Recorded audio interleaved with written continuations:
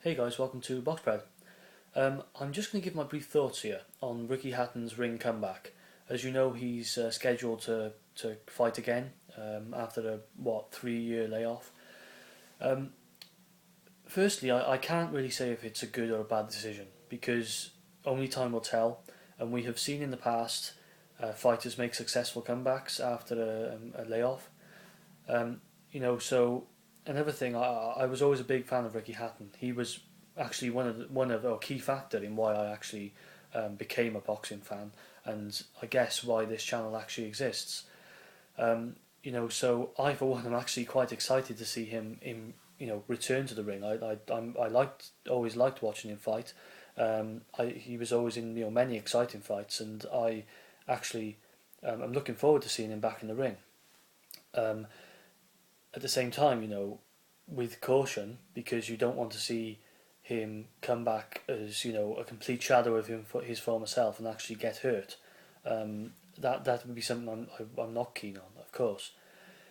Um, one key point I'd like to make is that if he is going to make a ring return, I believe he has to do it in the proper fashion, the proper manner. I would like to see him keep the weight off in between fights. If he's going to take this seriously, I really would not like to see him go back to his old ways of ballooning up between fights. I think that's really detrimental to his conditioning and his progress. And I think the conditioning and the way he keeps his body in shape really must take central focal point now in moving forward, because I think he's not particularly old. I think he's younger than Carl Froch by a couple of years, but if he's gonna seriously contend at world level now, if he really wants to make a real comeback of this, a real go at this, I do believe the conditioning really has to be a central focal point in his decision making and his planning going forward, preparations. That's my main point I'd really like to make.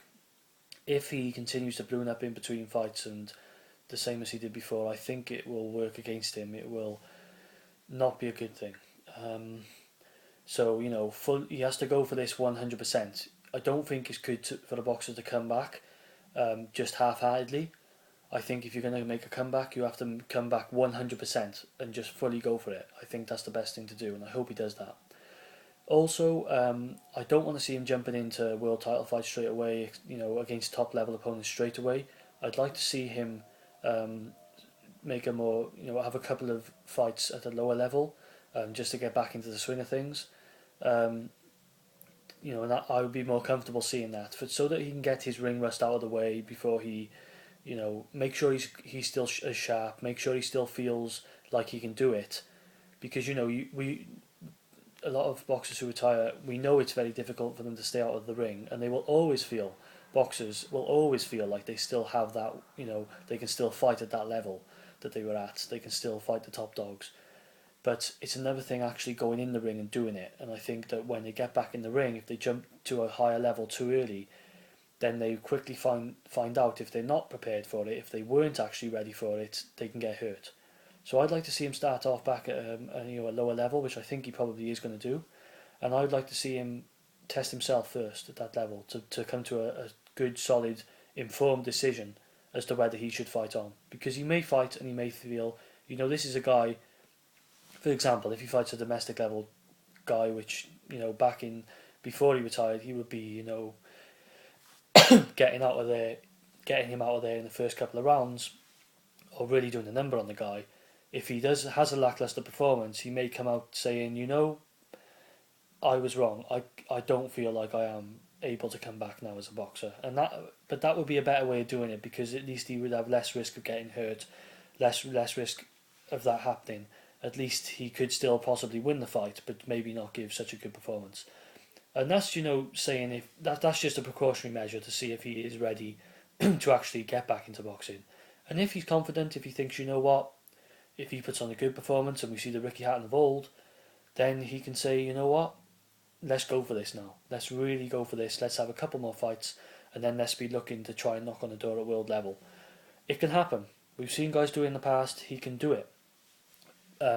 Everyone's different, and I'd like to see that careful planning, careful strategy put into place, so that because no one wants to see Ricky Hatton get hurt. The great nights he gave us all, all the fans he's got. We really want to see him back to his best. If he is going to do this, we want to see him do it 100%. So that's my take on it. I think he deserves a chance myself. Who am I to say he shouldn't come back? I think he deserves a chance, but I think it needs to be done in the right manner, in the correct way. And I think he needs to have good, solid advice, and I think he needs to do it with a level head.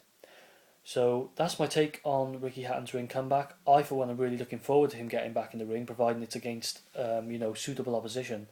I'm really looking forward to seeing how good he can actually be. And then we'll take it from there. Thanks for watching.